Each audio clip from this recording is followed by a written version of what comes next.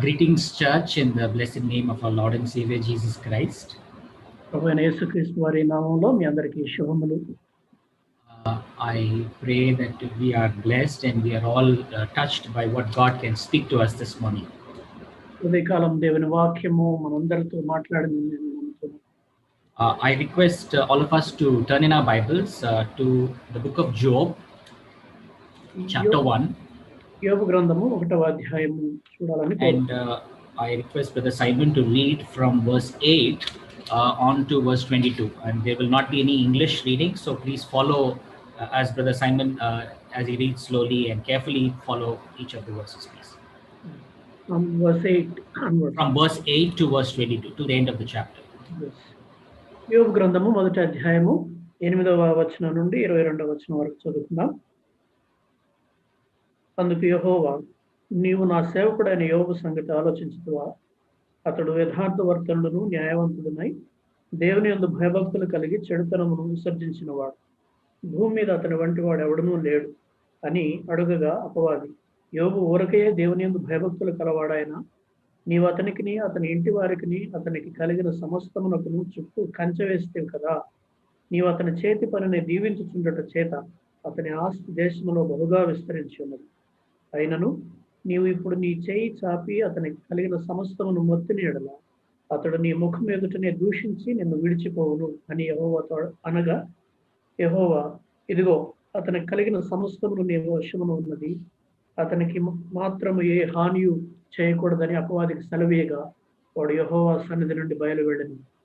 ఒక దినమున యోబు కుమారులను కుమార్తెలను తమ అన్న ఇంట భోజనం చేయొచ్చు ద్రాక్షరసము పానము చేయుచుండగా ఒక దూత అతని యొద్దకు వచ్చి, ఎద్దులు నాగలి దునుచు గాడిదలు వాటి సమీపమును మేయుచుండగా షబాయియులు వాటి మీద పడి వాటిని పట్టుకుని పోయి ఖడ్గముతో పనివారిని హతము చేసిరి. జరిగినది నీకు తెలియచేయుటకు నేను ఒక్కడనే తప్పించుకుని వచ్చేమాను. అతడు ఇంకా మాట్లాడుచుండగా మరి ఒకడు వచ్చి, దేవుని అగ్ని ఆకాశము నుండి పడి గొర్రెలను పనివారిని రొగలు పెట్టి కాల్చివేసింది. దాన్ని నీకు తెలియజేయుటకు నేను ఒక్కడనే తప్పించుకుని వచ్చేమానని. అతడు ఇంకా మాట్లాడుచుండగా మరి ఒకడు వచ్చి, కల్దీయులు 3 సమూహములుగా వచ్చి ఒంటల మీద పడి వాటిని కొనిపోయి ఖడ్గము చేత పనివారిని చంపిరి. నీకు దానిని తెలియచేయుటకు నేను ఒక్కడనే తప్పించుకుని వచ్చున్నానని. అతడు మాట్లాడుచుండగా వేరొకడు వచ్చి, నీ కుమారులను నీ కుమార్తెలను తమ అన్న ఇంట భోజనం చేయొచ్చు ద్రాక్షరసము పానము చేయుచుండగా గొప్ప సుడిగాలి అరణ్య మార్గముగా వచ్చి ఆ ఇంటి 4 మూలలను కొట్టగా అది యవనుల మీద పడినందున వారు చనిపోయిరి. దానిని నీకు తెలియచేయుటకు నేను ఒక్కడనే తప్పించుకొని వచ్చున్నానని. అప్పుడు యోబు లేచి తన పై వస్త్రమును చింపుకొని తల వెంట్రుకలు గొరిగించుకొని నేల మీద సాష్టాంగ పడి నమస్కారం చేసి ఇట్లనెను, నేను నా తల్లి గర్భములో నుండి దిగంబరినై వచ్చితిని, దిగంబరినై ఎక్కడికి తిరిగి వెళ్ళేదను. యెహోవా ఇచ్చెను, యెహోవా తీసుకుని పోయాను, యెహోవా నామమునకు స్తుతి కలుగును గాక. ఈ సంగతులలో ఏ విషయమందును యోబు ఏ పాపమును చేయలేదు, దేవుడు అన్యాయం చేసినని చెప్పలేదు. Let's pray. Father, we thank you for your word that is, O Lord, so very true from ages past, from centuries past. Lord, your word has always remained true, and Lord, it has touched lives, it has changed lives, it has impacted, Lord. Father, you remain sovereign, you remain, Lord, God who is a never-changing God. Father, it is we who, Lord, understand you in a newer way as we come and as we meditate and as we listen to you and as we fellowship with you, Lord. Father, we thank you for your word, and Lord, we pray that you would speak to us and that you would convict us and that you would help us, Lord, to stand for your word and, Lord, live lives that is pleasing to you. In Jesus' name I pray. As we've seen last couple of weeks, we've seen so much of suffering, and as uncle and as we've all prayed due to COVID. గత 2 వారాలుగా మనం చూస్తూ ఉన్నప్పుడు ఎంతో మంది మనకు తెలిసినటువంటి వారు శ్రమపడడం, బాధపడడం మనం చూస్తూ ఉన్నాం, మనం ప్రార్థన చేస్తూ వచ్చాం. So many have been affected and some even died. Like Matthew Anna was praying, I have never seen so many affected, so many suffering, so many deaths. ఎంతో మంది ఈ కోవిడ్ బారిన పడుతున్నారు, కొంతమంది మరణిస్తున్నారు, ఇంతకుముందు మాథ్యూ అన్న ప్రార్థన చేసినట్టుగా ఇంతవరకు ఇలాంటి పరిస్థితి మనం ఎన్నడూ చూడలేదు. నేనైతే ఎప్పుడు చూడలేదు. And more so, the surprising thing was our country, the impact has been tremendous. మరి ముఖ్యంగా మన దేశంలో ఈ కోవిడ్ యొక్క ప్రభావము విపరీతంగా ఉంది. Every city, there are so many hordes and hordes of deaths, and some are not reported. ప్రతి పట్టణంలో కూడా ఎన్నో మరణాలు జరుగుతున్నాయి. వాటిలో కొన్ని లెక్కల్లోకి రావడం లేదు. You could see, some people are being burnt on a 5 or 6 dead bodies on a single funeral pyre. మనం గమనిస్తూ ఉన్నట్లయితే ఒకే ఒక సమాధి అంత్యక్రియలు చేసే దగ్గర ఒక చోటనే 4-5 మృతదేహాలను పెట్టి కాల్చివేస్తా ఉన్నారు. The infrastructure, the hospital, they are not able to handle such an enormity, and they probably didn't expect this kind of a situation. అలాగే ఆసుపత్రులు చూస్తూ ఉన్నప్పుడు లేకపోతే ఆరోగ్య సంబంధమైనటువంటి పరిస్థితుల్లో ఎక్కడ కూడా దీనికి సంబంధించినటువంటి వసతులు లేకపోవడము, ఇలాంటి పరిస్థితిని వాళ్ళు ఊహించకపోవడం అనేటువంటిది మనం గమనిస్తున్నాం. And personally, I've seen some of my colleagues as cousins, and one of my colleagues aunt pass away, and they were all devastated because of this. ఇంత మాత్రమే కాదు, నా కొలీగ్స్, నాతో పనిచేస్తున్నటువంటి వాళ్ళు చాలా మంది వాళ్ళు మరణించడం, వాళ్ళ యొక్క జీవితాలను చూసినప్పుడు ఎంతగానో భయంకరమైనటువంటి పరిస్థితులు వెళ్ళడం నేను గమనించాను. We've seen many pastors and missionaries up north. Some of them, unfortunately, they've been, called to glory. ఉత్తర భారతదేశంలో చూస్తున్నప్పుడు ఎంతో మంది దేవుని సేవకులు, మిషనరీ లాంటి వాళ్ళు కూడా ఎంతో మంది దేవుని సన్నిధిలోకి వెళ్ళిపోవడం మనం చూసాం. There is one brother Rajan, N.A. Rajan, that I heard. He was instrumental in pioneering the prison ministry in Tihar jail.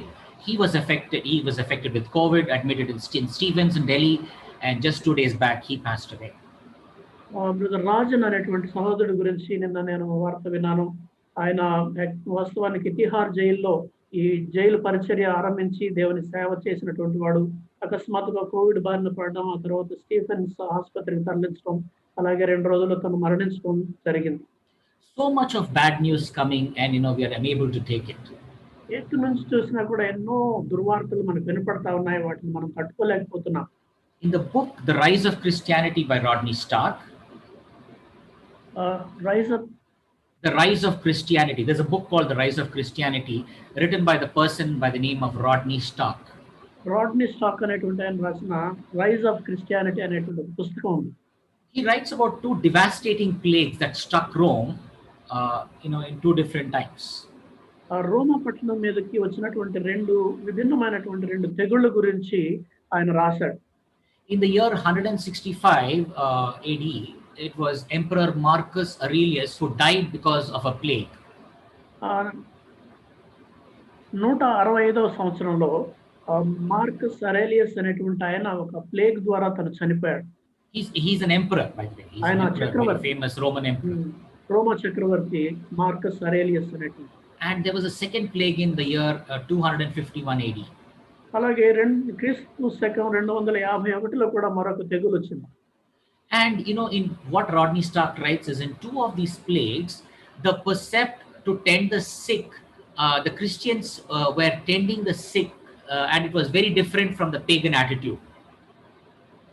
ఈ 2 తెగుళ్ళ గురించి గ్రంథకర్త రాసినటువంటి మాటలు ఏంటంటే, ఈ తెగుళ్ళను అన్యులు చూసిన విధానానికి అలాగే క్రైస్తవులు దాన్ని చూసినటువంటి విధానానికి చాలా వ్యత్యాసం ఉండింది చెప్పారు. The pagans just abandoned, because when the plague struck, they abandoned the victims, they let them die, and then they fled the cities or wherever they were, and they fled the place. But whereas the Christians stayed back and they were tending to the sick and suffering. ఇలాంటి పరిస్థితుల్లో, ఇలాంటి భయంకరమైన తెగుళ్ళు వచ్చినప్పుడు అన్యులు తమకు తెలిసినటువంటి వారిని, తమ ప్రియులను కూడా వదిలేసి వాళ్ళ క్షేమం కోసం వాళ్ళు పారిపోయినట్టుగా చూశారు. అయితే క్రైస్తవులు వాళ్ళతోనే ఉండి వాళ్ళకు సేవలు సపర్యలు చేసినట్టుగా ఆయన చెప్పాడు. Rodney Stark cites this example and this incident as one of the primary reasons for the rise of Christianity in those times. రోడ్నీ అనేటువంటి ఆయన ఈ పుస్తకంలో రాస్తూ ఆ దినాలలో క్రైస్తవం అధికంగా ఎదగడానికి ఒకానొక కారణం, ఒకానొక ఉదాహరణగా ఈ సన్నివేశాన్ని చెప్పాడు. Now, where do we see all this going? That's a question that I want to all of us to ask. All this is happening. Where is all this going? అయితే ఇప్పుడున్నటువంటి పరిస్థితులన్నీ కూడా మనల్ని ఎటువైపు దారి తీస్తా ఉన్నాయి, ఏం జరగబోతుంది అనేది నా ప్రశ్న. One thing, dear brothers, sisters, there is nothing more certain than suffering. ఒకటి పిల్లరా, అన్నిటికంటే కూడా నిశ్చయమైనది ఏంటంటే మనకు వచ్చేటువంటి శ్రమలు. You will suffer, I will suffer, we all will suffer. నీకు బాధలు వస్తాయి, నాకు బాధలు వస్తాయి, మనం అందరం కూడా బాధలు అనుభవించాల్సిందే. Disease, death, disaster, disappointments, this is an inevitable thing for us. మన జీవితాల్లో ఈ యొక్క వ్యాధులు కావచ్చు, బాధలు కావచ్చు, లేకపోతే కష్టాలు కావచ్చు, ఇవన్నీ కూడా నష్టాలు, ఇవన్నీ కూడా మనకు ఖచ్చితంగా ఎదురవుతాయి. Now, when we suffer, we ask the question, why? I'm sure we all ask, and I have asked so many times, why, Lord? ఇలాంటి బాధలు మనకు ఎదురవుతున్నప్పుడు మనం అందరం కూడా ఈ ప్రశ్న వేస్తాం, నేను కూడా వేస్తాను, ఎందుకు ప్రభువా ఇలా జరుగుతుందని. And we tend to ask, Lord, why me? Why this suffering, and why it is coming to me now? అలాగే ఇది నాకెందుకు వస్తుంది ప్రభువా, అంతేకాదు ఇప్పుడు ఈ సమయంలో నాకెందుకు వచ్చింది, Is there something wrong that I have done? నేనేమైనా తప్పు చేశానా? So in the book of Job, I mean, interestingly, whenever there's a lot of suffering, we tend and we go back to the book of Job. ఇలాగా ఎప్పుడైనా కానీ మనకు శ్రమలు ఎదురైనప్పుడు ఆసక్తికరమైన విషయం ఏంటంటే మనం యోబు గ్రంథంలోకి వెళ్తాం. And you probably have heard a lot of study and preachings on the book of Job. మీరు ఇంతవరకు ఇప్పటికే చాలా ధ్యానాలు, చాలా సందేశాలు యోబు గ్రంథం మీద వినుంటారు. And perhaps there are dear brothers who probably will expound and expose the scripture much better than I will do this morning. ఈ ఉదయకాలంలో నేను చెప్పడానికంటే కూడా మరింత ఎక్కువగా చాలా బ్రహ్మాండంగా దేవుని వాక్యాన్ని వివరించగలిగే వాళ్ళు సహోదరులు ఉన్నారు. But this is a humble and a very brief attempt to see some significant truths from this passage. అయితే ఈ వాక్య భాగంలో నుండి మనం నేర్చుకోగలిగిన కొన్ని సత్యాలను బయటికి తీసుకురావడానికి నేను చేస్తున్నటువంటి ఒక చిన్న ప్రయత్నం ఇది. There is a great truth that we see about God and how he makes things happen. దేవుడు ఇలాంటి పరిస్థితులన్నీ కూడా ఎలా జరుగుతాయి, ఎలా అనుమతిస్తాడు అనేటువంటి దాన్ని మనం చూస్తా ఉన్నాం. The character and the purpose of God is so vividly seen and understood in this book. ఈ గ్రంథంలో దేవుని యొక్క గుణ లక్షణాలు, ఆయన యొక్క ఉద్దేశాలని మనం చాలా స్పష్టంగా చూడగలుగుతున్నాం. There is no other book that in the world that dissects the question of suffering as much as the book of Job. యోబు గ్రంథంలాగా ఈ శ్రమలు లేకపోతే ఈ యొక్క సఫరింగ్ అనేటువంటి దాన్ని శోధించి దాన్ని విభజించి చూసినంతగా ఇంకే గ్రంథం కూడా లేదు. It goes into more detailed manner, more effective manner. ఎంతో వివరంగా, ఎంతో ప్రభావవంతంగా ఆ విషయాన్ని ఇది శోధిస్తా ఉంది. With great wisdom and with great in-depth integrity. ఎంతో జ్ఞానంతో, ఎంతో యథార్థంగా ఈ యొక్క విషయాన్ని గురించి వివరిస్తుంది ఈ గ్రంథం. The book of Job has the first, you can say it has the first part has a dialogue between God and Satan. యోబు గ్రంథంలో మనం గమనించినట్లయితే మొదటి భాగంలో దేవునికి సాతానుకు మధ్య జరిగిన సంభాషణ ఉంటుంది.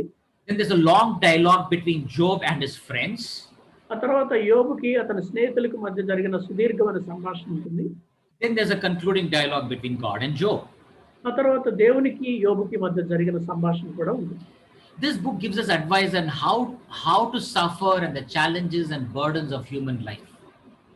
మానవ జీవితంలో ఎదురైనటువంటి సవాళ్లను, శ్రమలను ఎలా తట్టుకోవాలి అనే విషయం గురించి ఈ గ్రంథం మనం చెప్తుంది. The key question is why question. Why suffering? ఇక్కడ కీలకమైన ప్రశ్న ఏంటంటే ఎందుకు ఈ శ్రమలు ఎందుకు వస్తున్నాయి, బాధలు ఎందుకు వస్తున్నాయి?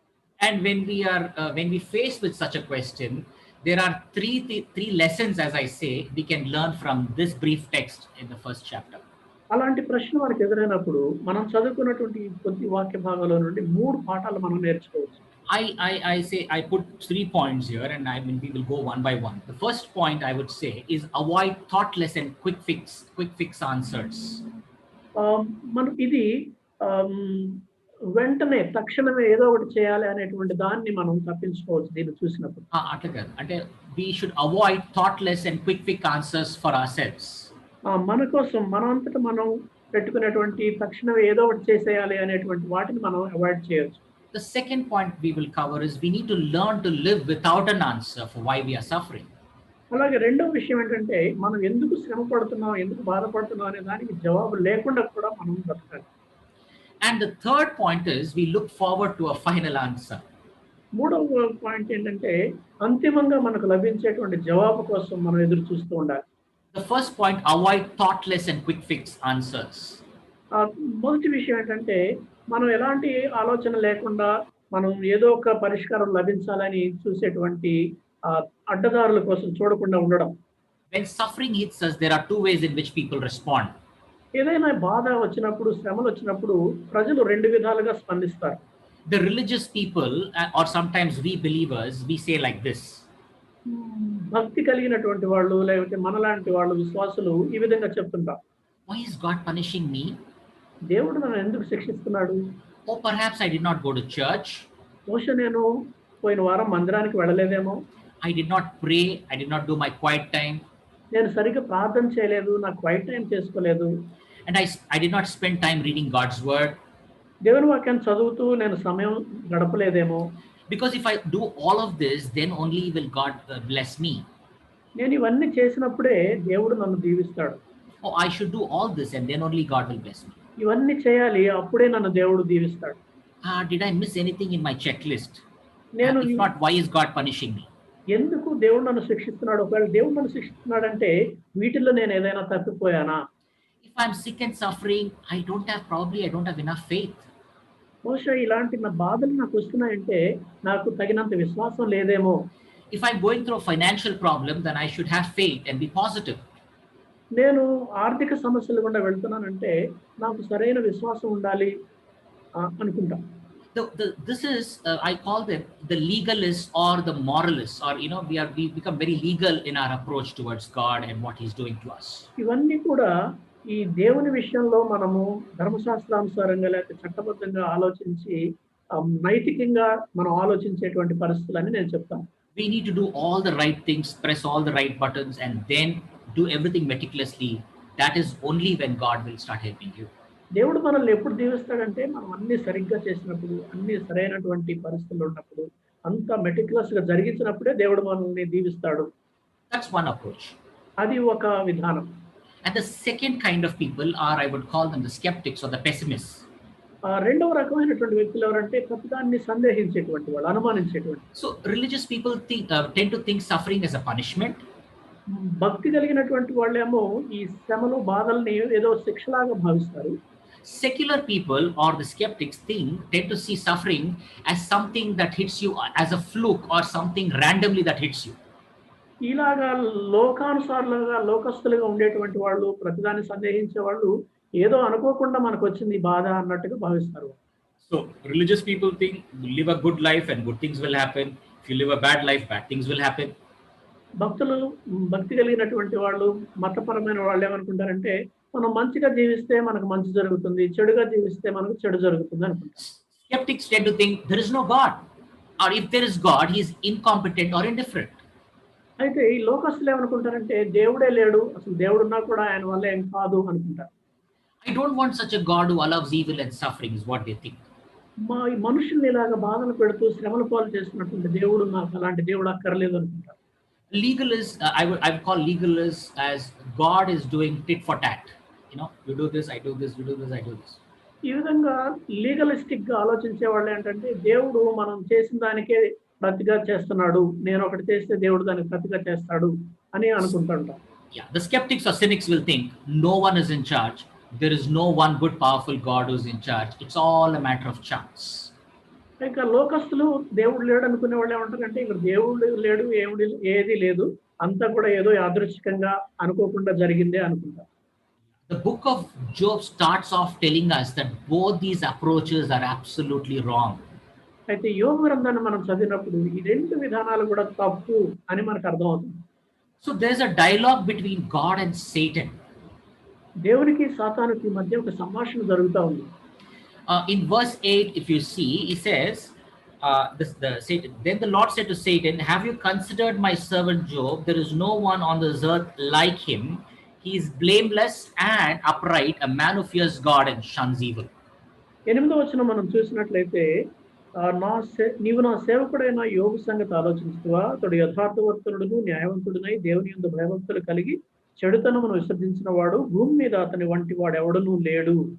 Satan is trying to say, అప్పుడు సాతానుడు ఏం చెప్పాలని ప్రయత్నించాడంటే, Oh, you think he's a good person? అబ్బో!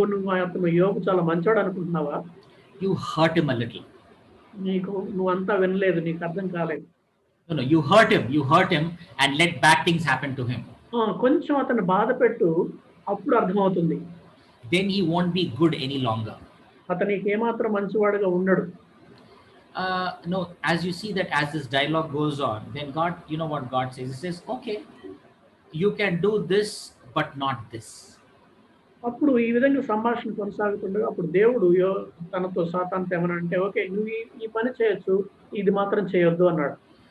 And then you know that Satan goes and does all these bad things to Job. ఆ తర్వాత సాతానుడు వెళ్ళి తను చేయవలసిందంతా కూడా చేశాడు. Now, if anyone reads this in a very generic manner, and if you see why is God and Satan playing with Job, playing with this poor man Job? ఇదంతా చదువుతున్నప్పుడు ఎవరికైనా అనిపిస్తుంది ఏంటంటే, పాపం దేవుడు సాతాను కలిసి పాపం యోబుతోటి ఎందుకు ఆడుకుంటున్నారు అన్నట్టుగా అనిపిస్తుంది. But the scripture here shows us there's a diametrically opposite relationship between God and suffering. అయితే దేవునికి శ్రమకు మధ్య ఒక భిన్నమైనటువంటి సంబంధం ఉంది అనేది మనకి ఇక్కడ అర్థమవుతుంది. The key truth for us to understand, and it's a very important truth that we need to understand here, is మనం అర్థం చేసుకోవాల్సినటువంటి ఒక ముఖ్యమైనటువంటి సత్యం, అదెంతో ప్రాముఖ్యమైనటువంటి సత్యం ఏంటంటే, God does not actively generate evil and suffering. దేవుడు ఎప్పుడు కూడా తనంతట తానుగా ఈ చెడును అలాగే శ్రమలను బాధలను సృష్టించడు. It was Satan's idea, and Satan does all these things. ఇది కేవలం సాతాను తలంపు, సాతానుడే ఇవన్నీ కూడా చేస్తాడు. The important fact we need to understand is, ఇక్కడ మనం అర్థం చేసుకోవాల్సినటువంటి ముఖ్యమైన విషయం ఏంటంటే, and maybe we need to underline this again and again, దీన్ని మనం పదే పదే అండర్లైన్ చేసుకోవాలి. God did not make disease. దేవుడు వ్యాధులను చేయలేదు. He did not make natural disasters. జాతీయ విపత్తుల్ని దేవుడు సృష్టించలేదు. It was not the world God made. It was not the world God made. దేవుడు సృజించినటువంటి లోకము అలాంటిది కాదు. కాదు. Yes, thank you. It was not a place of death that God created. దేవుడు సృజించినటువంటి ప్రదేశంలో మరణం లేదు. Disease, disaster and death are not things that God made. ఈ వ్యాధులు కావచ్చు, విపత్తులు కావచ్చు, ఇవన్నీ కూడా మరణం కావచ్చు, ఏది కూడా దేవుడు చేసింది కాదు. They are in this world, but he did not directly make them. అవి ఈ లోకంలో ఉన్నాయి, కానీ వాటిని నేరుగా దేవుడి చేత చేయబడినటువంటివి కావాలి. Then what it is? అయితే మరి ఏంటి? The forces of darkness were released when we turned away from God. ఈ యొక్క అంధకార సంబంధమైనటువంటి చీకటి శక్తులన్నీ కూడా దేవునికి విరోధంగా వచ్చాయి.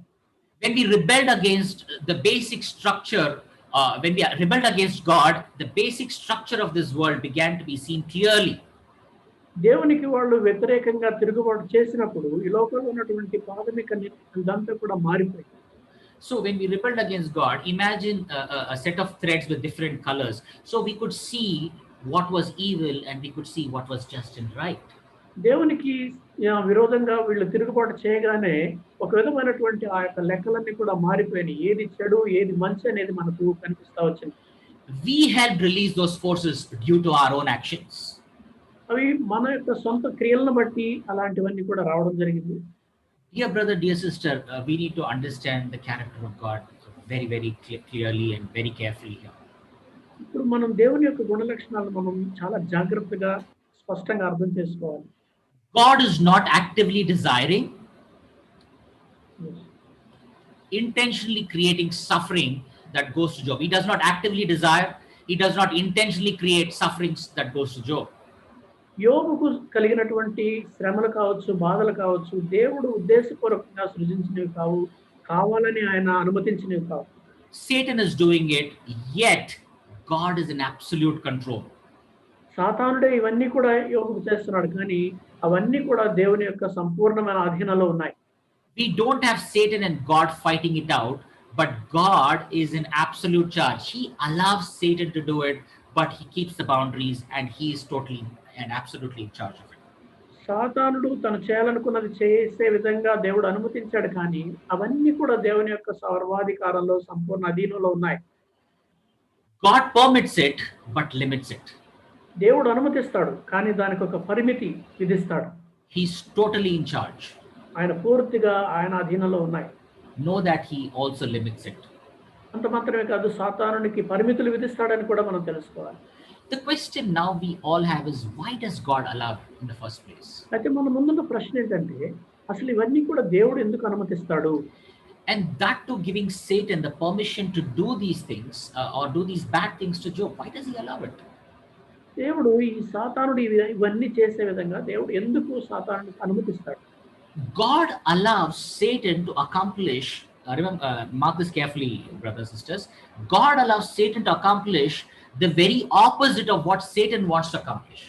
దేవుడు సాతానుని ఇలా ఎందుకు అనుమతిస్తాడు అంటే సాతాను ఏదైతే తను ఉద్దేశించి ఆ యొక్క బాధలు అనుమతిస్తాడో వాటికి పూర్తిగా భిన్నమైన దాన్ని జరిగించాలని దేవుడు అనుమతిస్తాడు. When Satan tries to do something, he enables that Satan actually does the opposite, and God's purposes are fulfilled in and through Satan himself. సాతానుడు ఏదో ఉద్దేశం పెట్టుకొని ఆ శ్రమలు బాధలను అనుమతిస్తాడు కానీ దానికి పూర్తి భిన్నమైన దాన్ని దేవుని యొక్క సంకల్పాన్ని నెరవేర్చుకోవడానికి దేవుడు ఆ శ్రమలను వాడుకుంటాడు. We need to understand that God gives Satan, they say, enough rope only to hang himself. మనం అర్థం చేసుకోవాల్సిన విషయం ఏంటంటే దేవుడు సాతానుకు ఎంత దూరం వెళ్తావో వెళ్ళు అన్నట్టుగా దేవుడు అనుమతిస్తాడు. Satan brought evil and suffering in Job's life. సాతానుడు యోబు జీవితంలోకి ఈ యొక్క కీడును అలాగే బాధలను తీసుకొచ్చాడు. But what does Satan want in Job's life? What was his objective to do all this in Job's life? అయితే సాతానుడు యోబు జీవితంలో ఇవన్నీ చేయడం వలన ఏమి ఆశిస్తున్నాడు? What was his purpose? What was he trying to do to Job? ఏం చేయాలనుకుంటున్నాడు? అతని ఉద్దేశం ఏంటి? So you understand that he wanted to discredit. He wanted Job to fall, and he wanted Job, what God told about Job as an upright man, that he would probably disown God, that he would discredit God, and that Job would, go away from God. యోబు గురించి దేవుడు అతను నీతిమంతుడు యథార్థవర్తనుడు అని చెప్పినటువంటి మాటలన్నీ కూడా తప్పు అని నిరూపించడానికి అతని జీవితంలో అతనికి కీడు కలిగించి యోబు దేవుడిని విడిచిపెట్టి దూరం అయిపోయేలా చేయాలనుకున్నాడు సాతానుడు. He wanted to expose Job as a fraud. యోబు మోసగాడు అనేటువంటి విషయాన్ని బట్టబయలు చేయాలి అనుకున్నాడు సాతానుడు.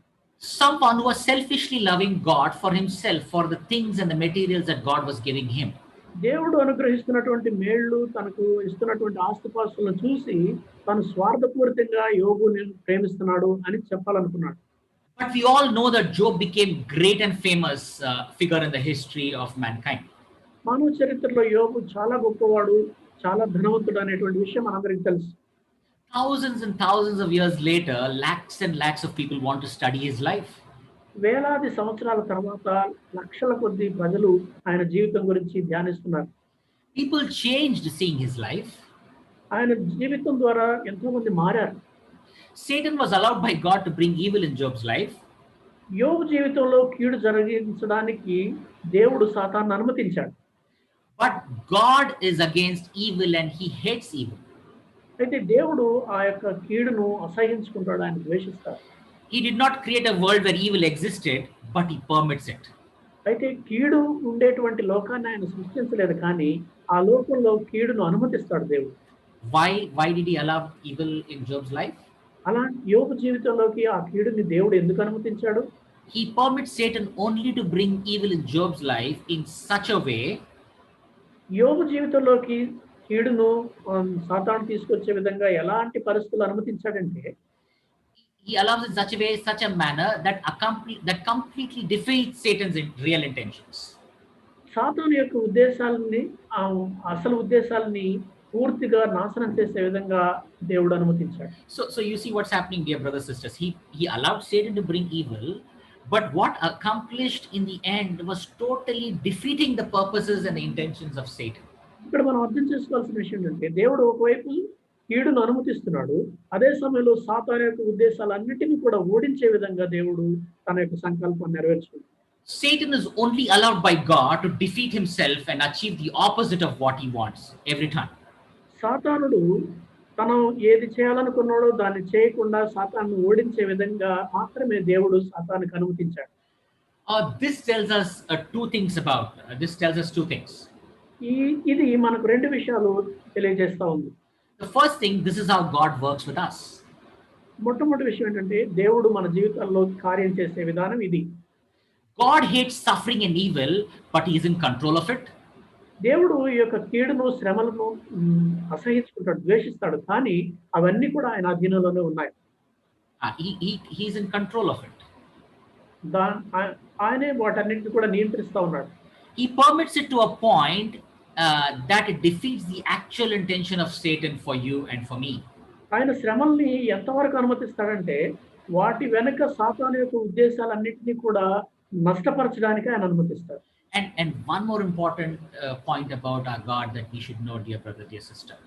ఇంకొక ప్రాముఖ్యమైనటువంటి విషయం దేవుని గురించి మనం అర్థం చేసుకోవాల్సింది ఏంటంటే God does not love to see people suffer. He does not. తన ప్రజలు బాధపడుతూ ఉంటే చూస్తూ ఆనందించాలనేది దేవుని యొక్క ఉద్దేశమే కాదు. దేవుడు ఎన్నడూ అలాగా ఆలోచించడు. Yeah, that's the first point, and I want us to make a note, and we need to know about who our God is. మనం గమనించాల్సింది, గుర్తించాల్సిన మొట్టమొదటి విషయం అది. దేవుడు మనం బాధపడుతుంటే చూసేవాడు కాదు. The other thing that we learn here, ఇక్కడ మనం నేర్చుకునే మరొక విషయం ఏంటంటే through the entire book of Job never hears about why this actually happened to him. యోబు గ్రంథం అంతా కూడా మనం గమనించినట్లయితే అసలు తన జీవితంలో ఇదంతా ఎందుకు జరుగుతుంది అనే విషయం తనకి ఎప్పటికీ తెలియలేదు.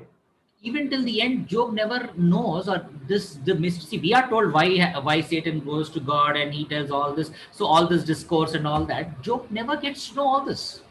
మనకైతే తెలుసు సాతానుడు దేవుని దగ్గరికి వెళ్ళి ఇలా వాదించాడు, వాళ్ళు సంభాషించుకున్నారని మనకు తెలుసు, కానీ యోబుకు చివరి వరకు కూడా ఇది ఏమీ తెలియదు. When we get to the end of the book, God shows up and tells him.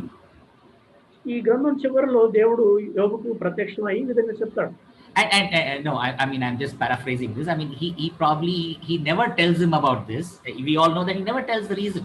మనం అందరికి తెలిసినట్టుగా దేవుడు ఇలా ఎందుకు జరిగిందనే కారణం అయితే దేవుడు చెప్పలేదు. He probably never goes to Job and says, Job, it was very hard for you. He doesn't say that, right? బహుశా దేవుడు యోబు దగ్గరికి వెళ్ళి యోబు అయ్యో ఎంత కష్టం వచ్చింది నీకు, చాలా కష్టమైంది కదా అని కూడా ఉండదు. And he says, Job, in time and history, you'll become a very big model and everybody will follow your life and many lives will change. God doesn't say that. యోబు నీ జీవితం చాలా మందికి మార్గదర్శకంగా ఉంటుంది, నువ్వు చరిత్రలో నిలిచిపోతావు, అనేక మంది నీ ద్వారా పురికొల్పబడతారు అనే విషయం కూడా చెప్పలేదు. We do realize that Job's model and life is going to change many lakhs and lakhs of people around. And years and years to come. ఉండడు, నా జీవితం ద్వారా ఎంతో మంది లక్షలాది మంది మారిపోతారు అని కూడా. It was all for your good, Job. God never tells all that. ఇదంతా నీ మంచి కోసమే యోబు అని కూడా దేవుడు ఎప్పుడు చెప్పలేదు. In Job 38:2 all he says is, who is it that darkens counsel by words without knowledge? That's what he says. దేవుడు యోబు దగ్గరికి వచ్చి ఇవన్నీ కూడా ఈ యొక్క గాఢాంధకారంలో దేవునికి ఆలోచన చెప్పగలిగిన వాడు ఎవడు అని అడిగి. Yeah, in Job 38:2 you can see, and he says, who is this who darkens counsel by words without knowledge? యోబు 38:2 38:2లో దేవుడు యోబుతో ఈ విధంగా అడుగుతా ఉన్నాడు.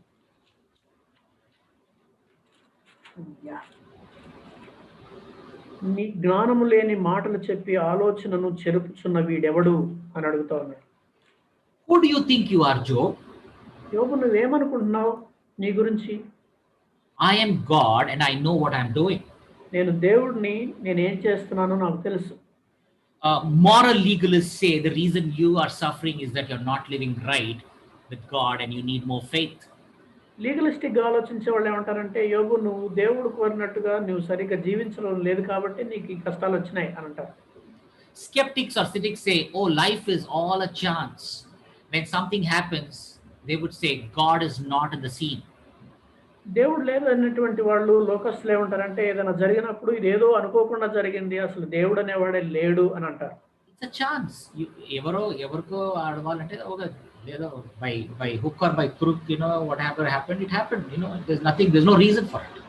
దీనికి అసలు కారణం అంటే ఏం లేదు, ఏదో అలాగా యథాలాపంగా యాదృచ్ఛికంగా జరిగిందంతే. God is not in the scene, దేవుడు అక్కడ లేడు, as he does not care.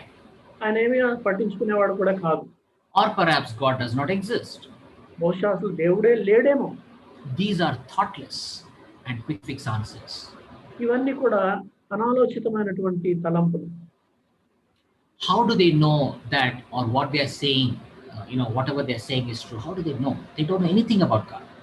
వీళ్ళు పలుకుతున్న మాటలన్నీ కూడా నిజమని వాళ్ళకి ఎలా తెలుసు? వాళ్ళకి ఏమీ తెలియదు. They have not known. They have not even known a dot or an inch about what God is, or who God is.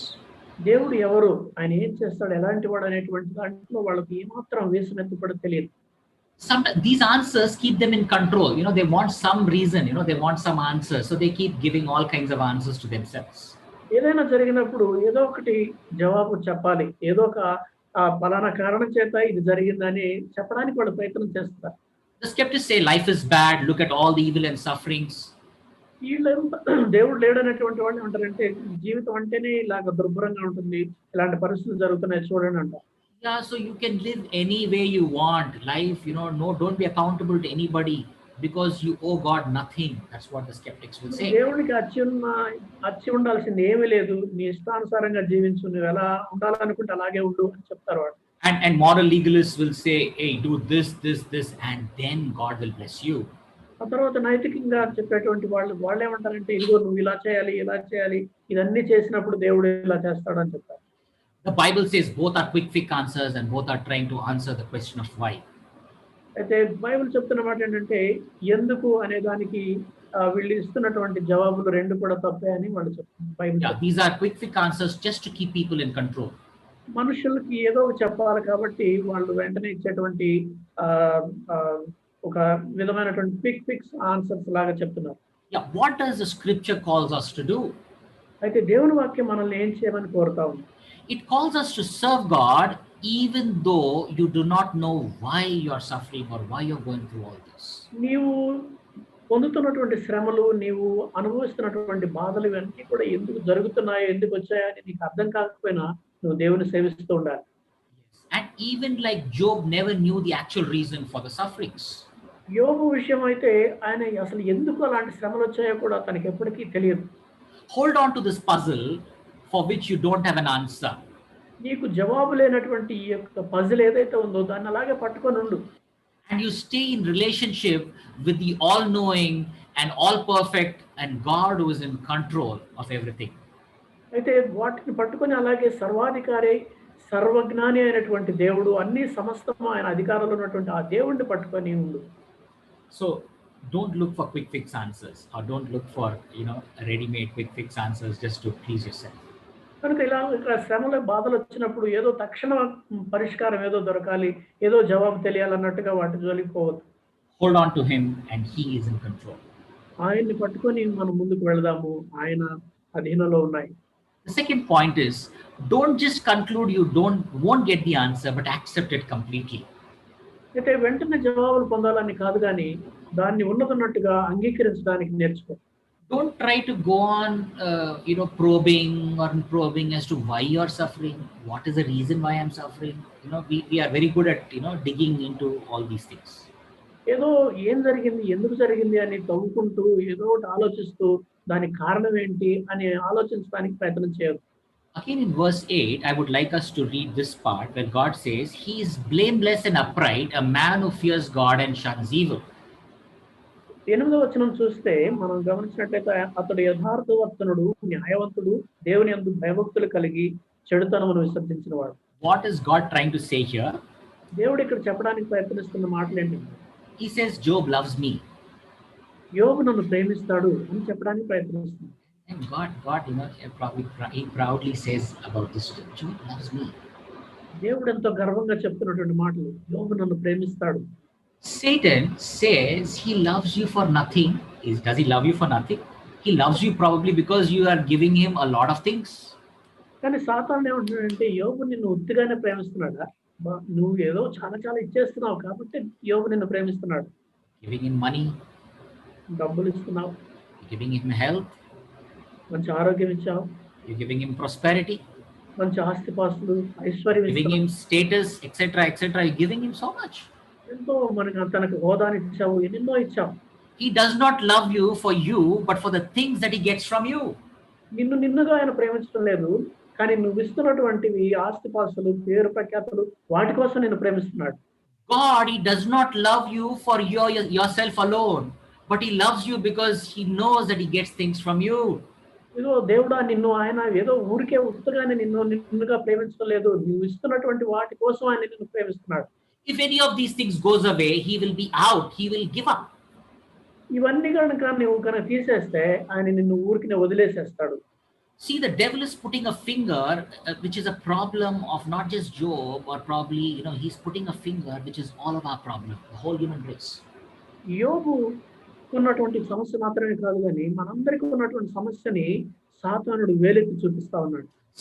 Example, people come to you for, I'm giving an example, is some people come to you, and if you don't give them what they want, they are simply gone. They simply go away from your life. I don't know if you have experienced it.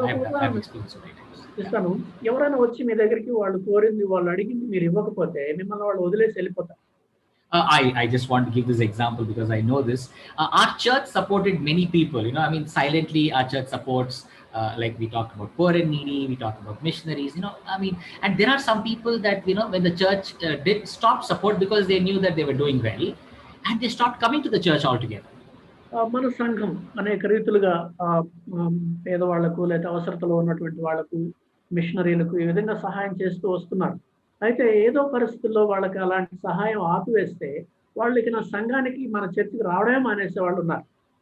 So they came to you for a reason. They came to you for what you gave them and not for yourself, or for loving God or for the love of the church. కాబట్టి వాళ్ళు నీ దగ్గరికి వచ్చిన కారణం ఏంటంటే నీ మీద ప్రేమతోనో లేకపోతే మన సంఘాన్ని ప్రేమించో దేవుడిని ప్రేమించో కాదు, వాళ్ళు ఏదో పొందాలని దేనికోసం వచ్చారు. So you may feel entitled, some people may feel entitled, I'm poor, I'm a missionary, I do holy work, and the only one who do God's work, I'm an orphan, I need attention and I need support. కొంతమంది నేను ఇలా చేస్తున్నాను కాబట్టి మీరు నాకు సహాయం చేయాల్సిన అవసరం ఉంది, నేను హక్కుదారుని అన్నట్టుగా మాట్లాడుతున్నాను. Yeah, so people come to you for, and with a lot of expectations. Some people come to you for jobs, some people come to you for money, recommendation. A lot of people come to you for a lot of things, including, some people, including children. Probably children take care of their parents because of what the property will, where will the property go, who will the property be returned to. There may be hidden intentions that everyone has. అందరికీ కూడా కొన్ని లోపల వేరే ఉద్దేశాలు ఉంటాయి. మనం పొందేటువంటివి కావచ్చు, లేదా మనకు వచ్చేటువంటి కావచ్చు, లేదా పిల్లల గురించి కూడా చూస్తే తల్లిదండ్రులను చూసుకుంటారు కొంతమంది. ఎందుకంటే వాళ్ళు పోయిన తర్వాత ఆస్తి ఎవరికి పోతుందో అన్న భయంతో తల్లిదండ్రులను చూసే పిల్లలు కూడా ఉంటారు. See, a guy approaches a girl and becomes friendly, and we don't know the real intention. And if the girl starts resisting, and suddenly he's gone because he does not get what he wants. ఎవడో కుర్రోడు వస్తాడు, ఒక అమ్మాయి దగ్గరికి వచ్చి నేను నిన్ను ప్రేమిస్తున్నాను అంటాడు, నువ్వంటే నాకు ఇష్టం అంటాడు. అన్ని చెప్పిన తర్వాత ఒకవేళ అమ్మాయి వ్యతిరేకిస్తే, తిరస్కరిస్తే వాడు ఆ ప్రేమను పక్కన పడేసి ఆ అమ్మాయిని ఏమైనా చేయడానికి తెగిస్తాడు. So no, so he wants her for a reason. Maybe he wants to do something to her, and his purpose is not met, he's gone. So he did not love her for who she is, but for something that he wants from her. కాబట్టి ఒక వ్యక్తి ఆ అమ్మాయిని యథార్థంగా అమ్మాయిని ప్రేమించడం కాదు, కానీ ఆ అమ్మాయి నుంచి ఏదో ఆశించి తను ప్రేమిస్తూ ఉంటాడు. So Satan is smiling, and this is how human beings are. We all want something. We don't love the person for who they are, but for what they give us.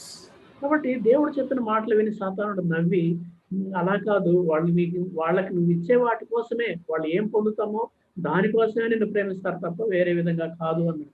If they don't get anything from you, then they drop you, and you feel disgusted. You feel like an object. What? Just because I didn't give, and they just abandon, and then they just go away. కాబట్టి వాళ్ళు ఏం పొందుతారో, ఏం దొరుకుతుందనే దానికోసమే ప్రేమిస్తారు, కానీ అది కానీ దొరకకపోతే నిన్ను వదిలేసి వెళ్ళిపోతారు అని. Amaya is just a Santa Claus that I keep distributing stuff, and nobody is bothered about me. Yes. Yeah, in many cases like this, sometimes we even become we personally become exploiters or manipulators. ఈ అనేక పరిస్థితులు మనం చూస్తాం. మనుషులు మనల్ని వాడుకోవడానికి ప్రయత్నించేవాళ్ళు, మనల్ని exploit చేయడానికి ప్రయత్నించే వాళ్ళుగా ఉంటారు. It is basically because we love ourselves and we keep getting things from that person, because it's not about the love for the other person, it's because love for myself. ఇవన్నీ ఎందుకు జరుగుతాయంటే ఎదుటి వ్యక్తి మీద ప్రేమతో కాదు గానీ, మనల్ని మనం ప్రేమించుకుంటాం. మన స్వార్థం మనం చూసుకుంటాం కాబట్టి, అతని నుంచి మనకి ఏం దొరుకుతుందో మనం చూస్తా ఉంటాం. Yeah, if you're a real human being with integrity, principles, and compassion, then you learn to love God for who He is, and you love people for who they are. అయితే మనం నిజంగా యథార్థంగా మనం నిజమైనటువంటి వ్యక్తులంగా ఉంటే, ఎదుటి వ్యక్తిని ఉన్నదున్నట్టుగా వాళ్ళు ఏమై ఉన్నారో దాన్ని బట్టి ప్రేమిస్తాం కానీ, వాళ్ళు ఇచ్చేదాన్ని బట్టి కాదు. You will love God for who He is. Brothers and sisters, note this: you will love God for who He is only through suffering. కాబట్టి ఆయన ఏమై ఉన్నాడో అనేటువంటిది మనం కేవలం శ్రమల ద్వారా ఉన్నప్పుడే మనము యథార్థంగా ఎదుటి వ్యక్తిని ప్రేమించగలం. Job loses money and loses family. Not his health is not yet gone, but you know what he does? He bows and continues to worship God. యోబు జీవితాన్ని గమనించినట్లయితే తనకున్న సమస్తము పోతుంది. తన ఆరోగ్యం పడిపోలేదు కానీ అవన్నీ పోయినప్పుడు యోబు సాష్టాంగపడి నమస్కారం చేసి దేవుని ఆరాధించాడు. What was Job trying to say here, or what was he vividly saying here? ఇక్కడ యోబు మనకు చెప్పాలని ప్రయత్నిస్తున్నది ఏంటి? These things are not important to me, God, but God, you are important. దేవా, ఇవన్నీ కూడా నాకు ముఖ్యం కాదు కానీ నీవే నాకు ముఖ్యం. Deeper as we go into the book later on, we see that there's a lot of self-centeredness with Job as well. అయితే మనం యోబు గ్రంథంలో ముందుకు వెళ్తున్న కొద్దీ యోబు జీవితంలో కూడా కొన్ని స్వార్థపరమైన ఆలోచనలు మనం చూస్తాం. We do understand that he does not love God for the things alone. ఆయన కేవలం దేవుడు ఇస్తున్నటువంటి వాటి కోసమే దేవుడిని ప్రేమిస్తున్నాడు అని కాదు కానీ, but we also realize that he does not love God for who he is alone. అయితే ఆయన దేవుడు ఏమై ఉన్నాడో అనే దాన్ని బట్టి మాత్రమే కాదు అనేటువంటిది కూడా మనకు అర్థమవుతాం. Yeah, this is a problem with many of us. We don't love God for who he is alone. దేవుడు ఏమై ఉన్నాడో అనే దాన్ని బట్టి మాత్రమే మనలో ప్రేమించం. అది మనందరి సమస్య. So you understand that for God to make him a man of greatness is to have him suffer. కాబట్టి దేవుడు ఏదైనా ఒక వ్యక్తిని అంత గొప్పవాడిగా చేయాలంటే ఆయన శ్రమల ద్వారానే వెళ్ళాలి. So he has to suffer and yet not know why he is suffering. శ్రమ పొందుతూ ఆ శ్రమకు కారణం ఏంటో, ఎందుకు తను శ్రమ పడుతున్నాడో తెలియకపోవడం. Many of us will say, if only I know why God is making this happen in my life. మనలో చాలా మంది అంటుంటాం, నేను ఇలా ఈ పరిస్థితి గుండా వెళ్ళడానికి కారణం ఏంటో దేవుడు చెప్తే చాలు అని. We would like to have a blueprint 5 years down the line, 10 years. If I'm suffering now, but 5 years I'll be blessed, I will be happy. If all this is given to us, then now it will happen, and I'll be able to handle it, they say. But nobody is willing to accept the unknown, or be in a situation where they don't know anything of why they are suffering. మనలో చాలా మంది ఏమనుకుంటామంటే, ఇలా ఎందుకు జరుగుతుందంటే, ఇదిగో ఈ 5 ఏళ్ల తర్వాత 10 ఏళ్ల తర్వాత దీన్ని బట్టి ఇలాగ జరుగుతుంది కాబట్టి ఇది జరిగింది అనేటువంటి ఆ యొక్క జవాబుల కోసం మనం చూస్తాం తప్ప, ఏమీ తెలియకపోయినా సరే ఆ యొక్క తెలియని దాని గురించి కూడా నేను దేవుని స్తుతిస్తానని చెప్పడం మనకు. So this says, in other words, you'll be serving God for the things you are going to get. If God gives me, therefore I will serve him. I mean, in anything, I'm getting this, therefore I'm doing this. కనుక ఇలాంటి శ్రమలు వస్తే నాకు భవిష్యత్తులో ఇవి పొందుతాను కాబట్టి, ఇది దొరుకుతుంది కాబట్టి నేను దేవుని సేవిస్తాను, ఇది నాకు లభిస్తుంది కాబట్టి నేను దేవుని సేవిస్తాను అన్నట్టుగా ఉంటుంది. So the only way you need to be sure of serving God is in a condition where serving God gives you nothing. మనం దేవుని సేవించడానికి ఉండాల్సినటువంటి ఒకే ఒక షరతు ఏంటంటే, నేను దేవుని సేవించిన ఏది నాకు దక్కకపోయినా సరే నేను దేవుని సేవిస్తాను అనుకో. When you're getting nothing out of serving God, దేవుని సేవించడం ద్వారా నాకు ఏమీ దొరకలేదు. In fact, you're getting the opposite. వాస్తవానికి దేవుని సేవించడం ద్వారా నీకు వేరే, నువ్వు అనుకున్నది కాకుండా వేరేది లభిస్తుంది. Bad things are happening to you. చెడు సంగతులు, కీడు జరుగుతుంది నీకు. You are getting nothing. నువ్వేమీ పొందడం లేదు. That is the reason you can't know the reason for your suffering. అందుకనే నీ శ్రమలకు కారణం ఏంటో దానికి కారణం తెలియదు. There can't be a reason why. There can't be an answer to your why question. ఎందుకు అనే నీ ప్రశ్నకు ఎలాంటి జవాబు ఉండదు. You can never become the kind of person suffering can make you. నీవు శ్రమ ద్వారానే నీవు ఎలాంటి వ్యక్తివి కాగలవో ఆ వ్యక్తివి వేరే విధంగా ఎప్పటికీ కాలేవు. If you want to really learn how to love God for himself alone, become not a manipulator, not an exploiter, not exactly the person Satan wants you, though that is not completely true. I'm sorry, it's a long sentence. If you really want to learn how to love God for himself alone, దేవుడు ఏమై ఉన్నాడో ఆయనని యథార్థంగా ఉన్నదన్నట్టుగా ఆయన ప్రేమించాలని నువ్వు అనుకుంటే, yes, don't manipulate things or don't exploit. Love genuinely love him for who he is and not for anything else. ఆయన ద్వారా నాకేం వస్తుంది అనే దానికోసం కాకుండా ఆయన యథార్థంగా ఏమై ఉన్నాడో అనేది నిజంగా ఉన్నదన్నట్టుగా యథార్థంగా ఆయన ప్రేమించు. So you allow God to put you through these trials. You allow so that you are only becoming perfect and you are becoming into the person and the likeness that God wants you to become. దేవుడు నిన్ను కోరుకున్నటువంటి పరిపూర్ణమైన వ్యక్తిగా నువ్వు మారేందుకోసమే దేవుడు అనుమతించేటువంటి వీటన్నిటిని కూడా నువ్వు అంగీకరించాలి. So the first thing is avoid quick fix answers. మొట్టమొదటి విషయం ఏంటంటే సత్వరముగా మనకు లభించే పరిష్కారాలని మనం వదులుకోవాలి. Second point we said is you need to willingly accept the things as they are and accept it without questioning why. రెండవది ఏంటంటే ఇది ఎందుకు జరుగుతుంది అనేటువంటి ప్రశ్నించకుండా ఉన్నదన్నట్టుగా దాన్ని అంగీకరించడం నేర్చుకోవాలి. You can see here that Satan is cynical or makes fun about love. మన ప్రేమ విషయంలో సాతానుడు చాలా భిన్నంగా చాలా విమర్శనాత్మకంగా చూస్తాడు. So God is proudly saying, my servant Job, he loves me. బహుశా దేవుడు చెప్తుండొచ్చు, మా సేవకుడైన యోబు నన్ను ఎలా ప్రేమిస్తున్నాడో చూడని. So Satan is saying, what does love got to do with it? అయితే ప్రేమ అంటే ఏంటి నీ ఉద్దేశంలో అని సాతానుడు అడుగుతున్నాడు. So Satan is probably trying to say you don't love each other by using each other. You are using each other, that's all. You don't love for who you are. సాతానుడు చెప్తున్న మాట ఏంటంటే మీరు ఊరికనే మీరేమైనారో అని ఊరికే ప్రేమించుకోవడం లేదు, మీరు ఒకరినొకరు వాడుకుంటున్నారు అంతే.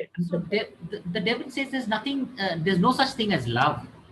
ప్రేమ అనేది అలాంటిది ఏమీ లేదు అని సాతానుడు అంటాడు. But you see the scriptures time and again, the Lord Jesus taught his disciples to love God for who he is and not for the things he gives us. అయితే లేఖనాలు మనం చూసినప్పుడు యేసు ప్రభువు వారు పదే పదే తన శిష్యులకు చెప్పాడు, మనము దేవుడి నుంచి ఏం పొందుతామనే కాదు కానీ దేవుడు ఎవరై ఉన్నాడో ఏమై ఉన్నాడో దానికోసం ఆయన ప్రేమించాలి. Lastly, we will see this. We'll quickly cover the last point. We are called to stay in a relationship with God whom we can't control. మనము ఏ దేవుణ్ణి అయితే నియంత్రించలేమో ఆ దేవునితో మనం సంబంధం కలిగి ఉండాలి. And accept him in the mystery of not knowing why we are suffering, and probably we will never ever know why we go through all this. మనం ఈ బాధలు ఎందుకు అనుభవిస్తున్నామో ఈ కారణం మనకు తెలియకుండానే బహుశా మన జీవితంలో ఎప్పటికి కూడా అది ఎందుకు జరిగిందో తెలియకపోయినా సరే ఆయన మనం ప్రేమించాలి. That is the way to become the person that God wants us to become. దేవుడు మనల్ని కోరినటువంటి వ్యక్తిగా మనం మారడానికి ఉన్నటువంటి ఒక విధానం ఏంటి? So Job starts off saying in the verse 21, he says, naked, he says, naked have I come and naked I'm going to die. 1:21లో యోబు ఏమంటాడంటే, నేను నా తల్లి గర్భంలో నుండి దిగంబరినై వచ్చితిని, దిగంబరినై అక్కడికి తిరిగి వెళ్ళెదను. The Lord has given and the Lord has taken, blessed be the name of the Lord. యెహోవా ఇచ్చెను, యెహోవా తీసుకొని పోయెను, యెహోవా నామమునకు స్తుతి కలుగును గాక. We need to look at a couple of things here. ఇక్కడ మనం కొన్ని విషయాలు చూడాలి. You see that Job tore his clothes. Job tore his clothes. యోబు తన యొక్క బట్టలు చింపుకున్నాడు. Shaved his head. తన తల క్షౌరం చేసుకున్నాడు. Fell to the ground and cried out. నేల మీద సాష్టాంగపడి ఈ విధంగా ప్రార్థన చేశాడు. And the scripture says in all of these things he said not. అయితే దేవుని వాక్యం చెప్తుంటే వీటన్నిటిలో కూడా యోబు ఏ పాపము చేయలేదు. He's showing out his emotion. With the great loss. I don't think anyone must have gone through such a great loss. And he's crying out. He's grieving. He's probably he's shouting and crying aloud in the midst of pain. ఇలాంటి పరిస్థితుల్లో తను ఎంతో భయంకరంగా తనకు జరిగినటువంటి నష్టాన్ని, ఇంతవరకు ఎవరికి కూడా జరిగినటువంటి ఇంత నష్టాన్ని చూసి తను బిగ్గరగా మరి కేకలు వేస్తూ ఆక్రందన చేస్తూ ఉంటాడు. But dear brother, dear sister, note this. In all of this, he understands the grace of God. అయితే పిల్లలు వీటన్నిటిలో కూడా మన యొక్క దేవుని యొక్క కృపను మనం అర్థం చేసుకోవాలి. He understands that nothing he lost was his own. తను అర్థం చేసుకున్న విషయం ఏంటంటే తను నష్టపోయింది ఏది కూడా తన సొంతం కాదు. He could not claim ownership of any of those things in the presence of the Almighty One. ఎంతో సర్వాధికారి అయినటువంటి దేవుని సన్నిధిలో వాటిలో ఏది కూడా నా సొంతము, అది నా హక్కు అని ఎప్పుడు కూడా చెప్పలేడు. Some of us could have possibly said, మనలో కొంతమంది అలా అనుకుని ఉండొచ్చు. these things that you have taken, they are mine. నువ్వు తీసేసిన ఇవన్నీ కూడా నావి. I worked hard for them. I owned them. నేను కష్టపడి సంపాదించుకున్నాను, నా సొంతం అవి. These home, these children, this money, they're all mine, and how can you take them away from me? ఇదిగో ఈ పిల్లలు, ఈ ఇల్లు, ఇవంతా కూడా నా సొంతం. ఎలా నువ్వు నా నుంచి వాటిని దూరం చేయగలవు? Look at Job. He says, naked. He says, naked have I come, naked. And the Lord has given and the Lord has taken. అంటే యోబును చూడండి, యోబు అంటున్నాడు, నేను నా తల్లి గర్భం నుండి దిగంబరినై వచ్చి దిగంబరినై వెళ్ళాను, యెహోవా ఇచ్చెను, యెహోవా తీసుకొని పోయాను. Naked means he's vulnerable and he's helpless. దిగంబరిని అంటే ఏంటంటే నేను నిస్సహాయుడిని, నేనేం చేయలేను అని చెప్తున్నాడు. He says, everything I had was a loan from God. నాకున్నదంతా కూడా, నేను కలిగిన సమస్తం కూడా దేవుడు నాకు అరువుగా, అప్పుగా ఇచ్చినవి. And God gave them to me because of his grace and mercy. దేవుడు నాకు ఇవన్నీ ఇచ్చేది ఎందుకంటే ఆయన కృప కనికరాల చేతనే ఇస్తాడు. They are gifts of grace. ఆయన కేవలం కృప వరాలవి. My dear brother, sister, it is absolutely crucial for us to understand and hold on to our understanding about grace here. పిల్లలు, ఇక్కడ మనం కృప గురించి మనం సరైన రీతిలో అవగాహన చేసుకోవడం, అర్థం చేసుకోవడం ఎంతో ముఖ్యం. Of what grace is from this passage, and more so when you are suffering. ఈ వాక్యంలో నుంచి మనం కృప అంటే ఏంటో తెలుసుకున్నాం. మరి ముఖ్యంగా నువ్వు బాధల గుండా వెళుతున్నప్పుడు, if we build our lives on the things that make me who I am, ఒకవేళ మనకు ఉన్నటువంటి వాటిని బట్టి నేనెవరినో అనేటువంటిది అనుకుంటూ వాటి మీద మన జీవితాలు కట్టుకుంటే, we keep building our lives. I work so hard for the position I am in, for the business I have, for the money I have, for the wife and the children and the properties I have. ఇప్పుడు నాకున్నటువంటి హోదా కావచ్చు, నా వ్యాపారం కావచ్చు, నాకున్నటువంటి ఆస్తి కావచ్చు, నా భార్య, నా పిల్లలు, ఇవన్నీ కూడా నేను కష్టపడి సంపాదించుకున్నాను. Yeah, so I put all of this and I'm like, I'm building my life on this and I'm sitting on top. Just imagine, I want all of us to imagine then, and we're sitting with all of this, holding on to this. కాబట్టి నేను ఇవన్నీ కూడా వీటి మీద నేను కట్టుకుంటూ ఇదంతా కూడా నా సొంతం, నాది అనుకుంటూ ఆలోచిస్తూ ఉంటే, suffering takes away something that is more important to you, something which you hold on to very dearly.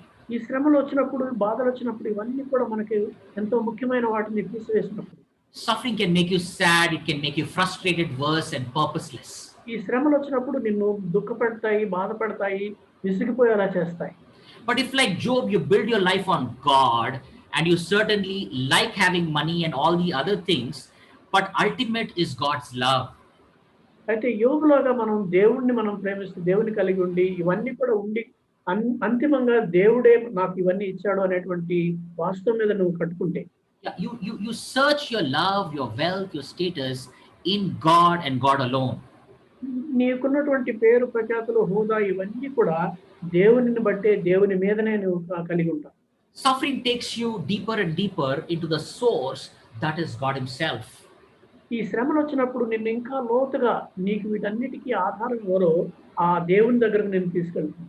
Just imagine if you're building life, if we not had in corona, and if you've not had, everything was going well and we were chasing after so many things,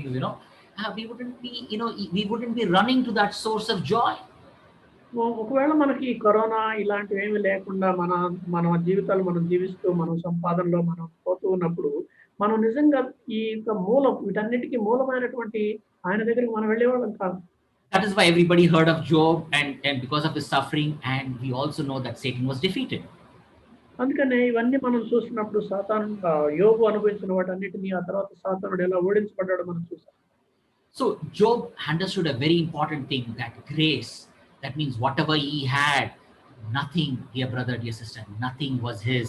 It was a loan from God, and God gave it, and he had all the right to take it back to himself. యోబు ఇదంతా కూడా అర్థం చేసుకున్నాడు. తనకున్న వాటిలో ఏది కూడా తన సొంతం కాదు, దేవుడే తనకిచ్చాడు. కాబట్టి దేవుడు వెనక్కి తీసుకునే హక్కు, సర్వ హక్కులు ఆయనకున్నాయి అనేటువంటి కృపను, దేవుని కృపను అర్థం చేసుకున్నాడు. It is a very important theological truth for us to understand this. మనం అర్థం చేసుకోవాల్సిన ఎంతో వేదాంతపరమైనటువంటి ఒక సత్యం ఇది. Job does not understand grace like we do. మనకు అర్థమైనంతగా కృప గురించి యోబుకు అర్థం కాలేదు. We have very little excuse of not to understand grace. కృపను అర్థం కాలేదు నాకు అని సాకులు చెప్పడానికి మనకు వీల్లేదు.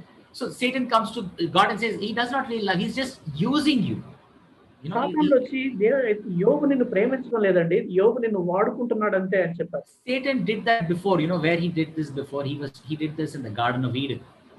సాతానుడు ఇంతకు ముందు అదే పని చేశాడు, ఏదైనా వనంలో అదే పని చేశాడు. He comes to us and says God doesn't really love you, he's using you. దేవుడు మిమ్మల్ని ప్రేమించాడు, నిజంగా ప్రేమిస్తున్నాడు అనుకున్నారా? కేవలం ఆయన మిమ్మల్ని వాడుకుంటున్నాడు అంతే. He says God does not want us to eat from the tree because he loves us. అవ్వ ఏం చెప్పిందంటే, ఇదిగో దేవుడు మమ్మల్ని ఆ చెట్టు ఫలం తినొద్దన్నాడు, ఎందుకంటే దేవుడు మమ్మల్ని ప్రేమిస్తున్నాడు అని చెప్పారు. Satan says you must be joking. What does love got to do with this? God is using you. It is perfectly good to eat it. మీరేదో జోక్ చేస్తున్నట్టున్నారు, దేవునికి ప్రేమకు సంబంధం ఏంటండి? మీరు పరిపూర్ణంగా తినొచ్చు, సంపూర్ణంగా తినొచ్చు అని. God is trying to keep you down and he wants to exploit you. దేవుడు మిమ్మల్ని అనగదొక్కాలని, మిమ్మల్ని అలాగే వాడుకోవాలని చూస్తున్నాడు. When Satan tries to tell the same thing about to God about us, God did not accept it. He says, hey, you think he loves you, Job loves you for nothing? God did not accept it. మన విషయంలో కూడా యోబు విషయంలో చెప్పినట్టుగా, దేవుని దగ్గర ఊరికే నిన్ను వాళ్ళు ఊరికే ప్రేమిస్తున్నారా, నువ్వు ఏదో ఇస్తున్నావు కాబట్టి ప్రేమిస్తున్నారు అన్నప్పుడు దేవుడు ఆ విషయాన్ని అంగీకరించలేదు. See, we fell, that is our Adam and Eve, our forefathers, they fell for the lie of Satan. మన పితరులైనటువంటి ఆదాము హవ్వలు సాతాను యొక్క అబద్ధానికి పడిపోయారు. But whereas God, he knew the lie of Satan, he did not accept it. అయితే దేవుడు మాత్రం సాతాను చెప్పిన విషయాలను ఒప్పుకోలేదు. It's a great lie. I mean, basically you won't be happy, you can't trust God, God does not really love you. These are the lies of Satan that comes to us again and again and again. ఇవన్నీ కూడా నువ్వు సంతోషంగా లేవు, నువ్వు అనుకున్నది జరగట్లేదంటే దేవుడు నిన్ను ప్రేమించలేదు, ఇవన్నీ కూడా పదే పదే సాతాను చెప్పే అబద్ధాలు. It is a lie that our Adam and Eve believed, and even today we all fall into that lie, especially when we go through sufferings. ఆదాము హవ్వలు ఆ రోజున నమ్మినటువంటి అబద్ధాలు, మనం కూడా ఇప్పుడు కూడా మనం నమ్ముతూ ఉన్నటువంటి అబద్ధాలు ఇవి. So that is when the suffering hits us. The first thing is we think bad or worse about God. Why did this happen to me? God, నేను ఏం చేశారు దేవా? కొంతమంది అంటారు, what did I do? Why did this come to me? అందుకనే మనకి ఏదైనా బాధ వచ్చినప్పుడు, ఏదైనా శ్రమ వచ్చినప్పుడు వెంటనే మనం అంటే, దేవా ఎందుకు ఇలా జరుగుతుంది, నాకే ఇలా జరుగుతుంది. Yeah, I believe in the lie of Satan more than believing in the love of God. దేవుని ప్రేమను నమ్మిన దానికంటే సాతాను యొక్క అబద్ధాలను మనం ఎక్కువగా నమ్ముతున్నాం. Centuries and centuries back, Satan assaulted another innocent sufferer who died naked and died saying, why Father have you forsaken me? ఎన్నో శతాబ్దాల క్రితం మరి ఒక ఆయనని ఈ విధంగానే చేసింది, దేవా నన్ను ఎందుకు విడిచిపెట్టావు, నేను అందుకు శ్రమ పొందేలా చేశావని. It was our Lord Jesus Christ. మన ప్రభువైన యేసుక్రీస్తు వారి. When Job suffered, he was only relatively innocent. యోబు శ్రమ పొందినప్పుడు ఒక విధంగా తను కొంతవరకే నిర్దోషి. But when the Lord suffered, he was a true absolute innocent sufferer. అయితే ప్రభువారు శ్రమ పొందినప్పుడు, బాధ పొందినప్పుడు ఆయన సంపూర్ణంగా నిర్దోషి. When Job felt abandoned by God, it was not really, we can see in the end of the book, because he reconciled himself with God. I mean, యోబును దేవుడు తిరస్కరించినప్పుడు లేదా పూర్తిగా మరి వదిలివేయలేదు, కానీ చివరికి యోబు దేవునితో సమాధాన పడ్డట్టుగా మనం చూస్తున్నాం.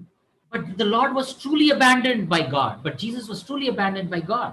కానీ మన ప్రభువారిని చూసినట్లయితే దేవుడు పూర్తిగా ఆయన విడిచిపెట్టేశారు.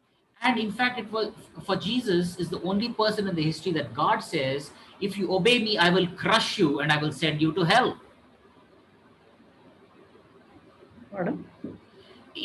For Jesus, God says, if you obey me fully, I will crush you and I will send you to hell. Hell. Yes. నీవు నా మాటకు విధేయత చూపినట్లయితే నిన్ను నల్లగా కొట్టి నేను పాతాళానికి పంపిస్తానని చెప్పాడు. Because Jesus, what happens? He overcomes sin and death, right? That's the concept. అవన్నీ కూడా మరి యేసు ప్రభువారు వాటినన్నిటిని కూడా ఓవర్కమ్ చేశారు. Yeah, I will turn my back on you, and you will experience absolute separation from the glory and the face of the Father. దేవుడు చెప్పాడు, నేను పూర్తిగా నిన్ను విడిచిపెడతాను, తండ్రి యొద్ద నీకున్నటువంటి సంపూర్ణమైన మహిమంతటిని కూడా నీవు విడిచిపెట్టాల్సి వస్తుంది. Jesus is the only person who served God fully without expecting anything in return. తిరిగి ఏదో వస్తుంది నాకు దొరుకుతుంది అనేది ఏది ఆశించకుండా దేవుణ్ణి సేవించినటువంటి ఒకే ఒక్కడు యేసు ప్రభువారు. Why did he do this? ఎందుకు ఆయన అలా చేశారు? He did it for you, and he did it for me. ఆయన నీ కోసం నా కోసమే చేశాడు అవన్నీ. And for those who think they are suffering like Job, యోబులాగా నేను శ్రమ పడుతున్నాను అని అనుకునేవాళ్ళు, and the people who are suffering and don't have an answer, అలా శ్రమ పడుతూ బాధపడుతూ దానికి జవాబు ఏమీ లేనటువంటి వాళ్ళు, you can tell not because of anything you did, but what the Lord Jesus did for us on the cross. Look at what he did for us on the cross. వీటన్నిటికంటే కూడా మనం యేసు ప్రభువారు శిలువ మీద చేసినటువంటి దానికోసం అన్నట్టుగా మనం చెప్పచ్చు. The ultimate innocent Lamb of God who was slain for us on the cross of Calvary. మరి పరిపూర్ణంగా నిర్దోషమైనటువంటి గొర్రెపిల్ల అనేటువంటి యేసుక్రీస్తు ప్రభువారు కలువరి శిలువలో మన కోసం శ్రమ పొందాడు. When he died for us, he proved Satan is an absolute liar. ఆయన మన కోసం చనిపోయినప్పుడు ఆయన ఒక విషయాన్ని నిరూపించాడు, సాతానుడు పూర్తిగా అబద్ధికుడు అని. You say God does not love you, look at what he did for us on the cross. దేవుడు నిన్ను ప్రేమించడం లేదు, నన్ను ప్రేమించలేదని నువ్వు అంటున్నావు కదా, ఆయన శిలువ మీద ఏం చేశాడో చూడు. And remember, dear brother, sister, he did not die for us. God died for us for who we were. The Bible says, while we were yet sinners, Christ died for us. మనం ఏదో అయ్యున్నామని కాదు కానీ మనము పాపులం, ఇంకనూ పాపులం ఉండగానే క్రీస్తు మన కొరకు చనిపోయాడని బైబిల్ చెప్తుంది. He did not get anything out of it. దాని నుంచి ఆయనకి దొరికింది ఏమీ లేదు. He had all the glory and the angels worshipping him in heaven. ఆయనకి అప్పటికే సమస్త మహిమ ఘనతలు ఉన్నాయి, దేవదూతలు ఆయన ఆరాధిస్తూ ఉన్నారు పరలోకంలో. Why did he love us? ఎందుకు ఆయన మనల్ని ప్రేమించాడు? He loved us for who we are, and not because of anything else. మనకు నుంచి ఏం దొరుకుతుందని కాదు కానీ మనం ఏమై ఉన్నామో దాని నిమిత్తం మనల్ని ఉన్నట్టుగా ప్రేమించాడు. And we are called to love him for who he is and for who he is himself. ఆయన ఏమై ఉన్నాడో ఆయనను ఉన్నట్టుగా ఆయనను ప్రేమించడానికే మనం పిలువబడ్డాం. Jesus Christ suffered not that we would not suffer. యేసు ప్రభువారు శ్రమ పొందాడు కాబట్టి ఇక మనం శ్రమ పొందాల్సిన అవసరం లేదని కాదు. But when we suffer, we become like him. అయితే మనం అలాగా శ్రమ పొందినప్పుడు ఆయన వలే మారతాము అనే ఉద్దేశం. Blessed be God's word. I hope the Lord has spoken to us, and I request dear brother Simon to close us in. దేవుడు మనతో మాట్లాడాడని నేను భావిస్తున్నాను. ప్రార్థన చేసుకుని ముగించుకున్నాను.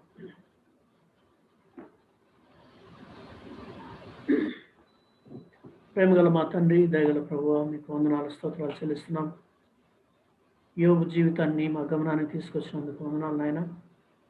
ప్రభువా, మరి పరలోకంలో జరిగినటువంటి ఒక సంభాషణ కారణంగా తన జీవితంలో ఎదురైనటువంటి మహా గొప్ప విపత్తు, ఎంతో భయంకరమైనటువంటి శ్రమలు యోబు అనుభవించినప్పటికీ కూడా దిగంబరినిగా నేను నా తల్లి గర్భంలో నుండి వచ్చాను, నేను దిగంబరిగా వెళ్తాను, యెహోవా ఇచ్చెను యెహోవా తీసుకొనెను అనేటువంటి మాట చెప్పి అంత జరిగినప్పటికి కూడా ఏ విషయంలోనూ తను పాపం చేయలేదని నేను వింటా ఉన్నాను తండ్రి. ఆయన మా జీవితాల్లో అనేక సార్లు మేము మాకు ఇష్టం లేనటువంటి బాధలు మాకు కలిగినప్పుడు, శ్రమలు ఎదురైనప్పుడు ప్రభువా మమ్మల్ని మేము జస్టిఫై చేసుకోవడానికి ప్రయత్నం చేస్తుంటాం. ఎందుకు వచ్చింది ఇది అని కారణాలు వెతకడానికి ప్రయత్నం చేస్తాం. ప్రభువా, మేము మిమ్మల్ని యథార్థంగా మనస్ఫూర్తిగా మిమ్మల్ని ప్రేమించడానికి తండ్రి మాకు నేర్పించండి. ప్రభువా, మీ నుంచి మేము పొందే వాటి కోసం కాకుండా మీరేమై ఉన్నారో మిమ్మల్ని మీ తండ్రి ఉన్నట్టుగా మిమ్మల్ని ప్రేమించడానికి ప్రభువా మాకు నేర్పించమని వేడుకుంటున్నాం. సాతానుడు చెప్పేటువంటి అబద్ధాలకు మేము లోబడకుండా నాయన మిమ్మల్ని ప్రేమించడానికి, మీ ప్రేమను అర్థం చేసుకోవడానికి తండ్రి, మీ ఉద్దేశాలను అర్థం చేసుకుని వాటి కోసం మేము జీవించడానికి సహాయం చేయమని మా అందరిని బట్టి మీకు వందనాలు చెల్లిస్తూ నాయన, మరి ముఖ్యంగా ఎంతో ఇబ్బందులు గుండా వెళ్తున్న మా ప్రియుల కొరకు ప్రార్థన చేస్తున్నాం. ప్రభా వీటన్నిటిలో తండ్రి మీకు ఒక ఉద్దేశం ఉందని, మీ యొక్క సంకల్పం ఉందని నమ్మి మిమ్మల్ని ప్రేమించడానికి తండ్రి, మీ చిత్తానికి లోబడడానికి మా ప్రియులకు ప్రభా మీ కృపను అనుగ్రహించమని కోరుకుంటూ, మీ మంచితనాన్ని ఎప్పుడు కూడా సందేహించకుండా, డౌట్ చేయకుండా ఉండడానికి సహాయం చేయమని మరొకసారి మీ వాక్యాన్ని బట్టి వందనాలు చెల్లిస్తూ యేసు ప్రభు వారి శ్రేష్టమైన నామమున ప్రార్థించి స్తుతించి వేడుకుంటున్నాము తండ్రి. ఆమేన్.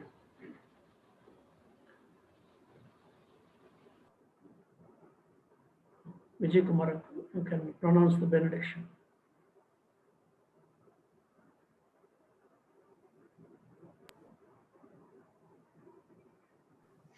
ఆశీర్వచనం కొరకై తలలో ఉంచుదాం.